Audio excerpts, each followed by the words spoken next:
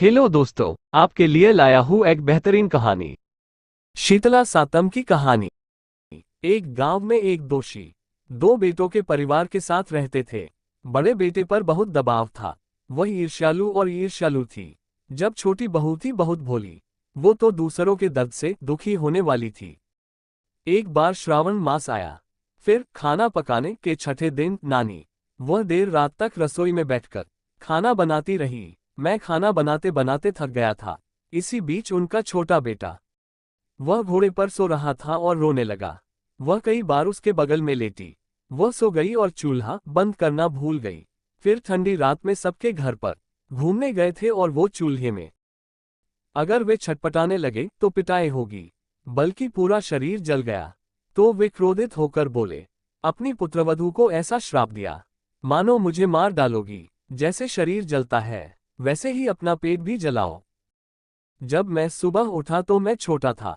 यदि आप घोड़े को देखें तो यह एक लड़का है। वह जलकर सड़ चुका था और चूल्हा तो जल रहा था। वह समझ गई कि ये चेचक का रोग है। बस गुस्सा आ गया। वह बहुत रोने लगी और अपनी सास के पास गया। उसकी सास ने उसे आश्वस्त किया कि तुम ठंडी माँ के पास जाओ और मर जाओ। एक बेटे का जीवन मंगल के प्रति दयालु है, वह तुम पर दयालु होगा। छोटी बहू अपनी सास की बात सुनती हुई बेटे को गोद में लेकर ठंडी माँ को ढूंढने निकला। उसके रास्ते में पहले दो गोलियां मिली, उस सारे पानी के साथ। ये फट रहा था लेकिन ऐसा कुछ नहीं हुआ। उसने पानी नहीं पिया क्योंकि उन्होंने पानी पीकर मौत के हवाले कर दिया। इस तरह छोटी बहू का अपना बेटा होता है। तलावड़ियों ने इसे दूर जाते हुए देखा। पूछा कि बहन कहाँ जाती है, तो नानी बहू ने इसे अपने ऊपर ले लिया। ठंडी माँ के गुस्से की बात की और कहा कि मुझे मेरी कृपा मिलने वाली है।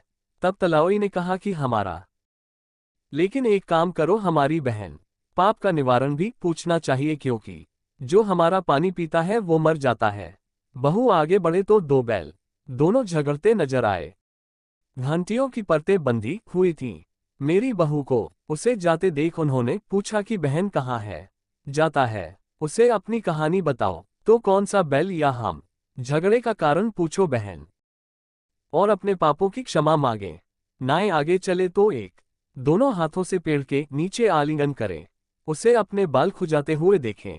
दोषी जीजा से पूछता है कि बहन कहाँ जा रही है, तो हौंफते हौंफते चलो बहें। जब ठंडी माँ के गुस्से की बात हो रही है, दोषी ने कहा कि ये सब मेरा है। सिर को देखो, नाने वहुन बहुत दयालु है, इसलिए वह ना नहीं कह पाए। उसे दोषी की गोद में उनका बेटा मुंह की उनकी जू चुनने बैठ गया। थोड़ा बाद में जब दोषी का सिर निपटारा होने पर उसे आशीर्वाद, मेरा सिर वैसा ही है, अपने पेट को शांत होने दो। तो एक चमत्कार हुआ और उसका बेटा जीवित हो गया। छोटी बहू समझ गई कि यही है चेचक जननी है। वो माँ की गिर कर अपनी गलती की माफी मांगी। इसके बाद वे तलावी से पीड़ित हो गए।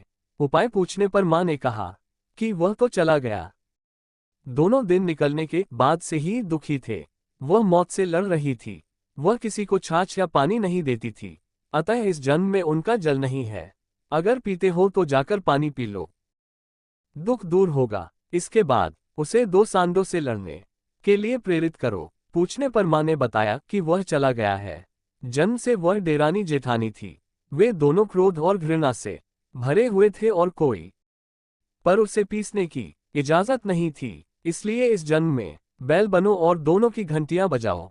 परतों से लड़ता है, आप दोनों गले से अंगूठी छोड़ दो, फिर दोनों लड़ना बंद कर देंगे। सासू माँ के आशीर्वाद से वह अपने रास्ते पर खुशी खुशी लौट आया। उन दोनों का दुख बैल से मिला।